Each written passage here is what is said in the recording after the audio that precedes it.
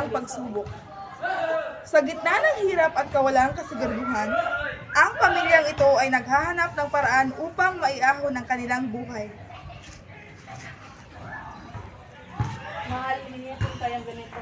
Ang sapat na pagkain o ng maayos na damit ang mga bata. Kailangan ko mag-abot para gusto sa mga kailangan. Sigurado ka na ba sa desisyon mo, mahal? Paano na ang mga bata? Subuti ito kaysa ang pagkakitang ganito. Balik ko na kapapalinis na. Nay, ayaw ko namin mawalay. Anak, para sa inyo ito. Para magandang kinabukasan niyo.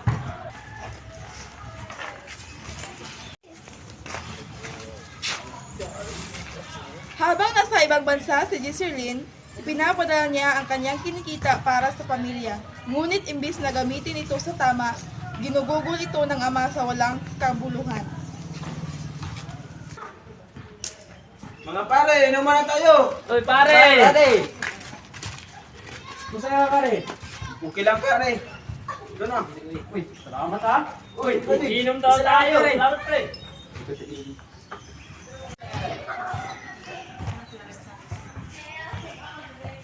Ate, bakit ganito? Wala na tayong makain. Dapat ginamit din tayo ang pera para sa atin.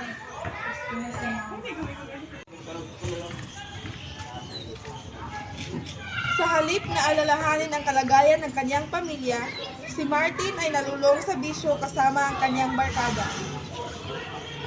mga pare, ang dami pang pera ninyo, sis. Basta alak, walang problema.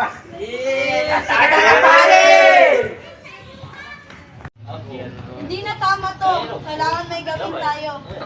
Ate, kailan kaya babalik si Mama? Samantala, sa ibang bansa, nagkukumahog si Jesserlyn na itaguyod ang kanyang pamilya.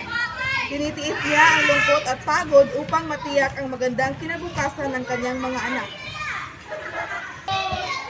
Para sa inyo mga anak, kayo gano'n kahirap. Jesserlyn, hurry up! Clean the living room now! Yes, ma'am! Sa kabila ng mahigpit na kalagayan, patuloy siyang nagpapadala ng pera at umaasang ginagamit ito ng tama para sa kanyang mga anak.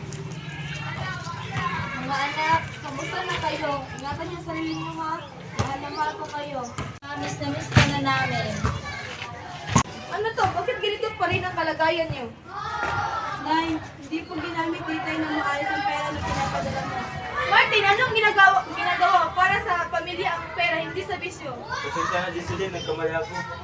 Hindi na pwedeng ganito. Hindi na pwedeng ganito mga anak. Alis tayo. Sa kabila ng sakit, napagdesisyonan ni Jesserlyn na bigyan ng mas magandang buhay ang kanyang mga anak.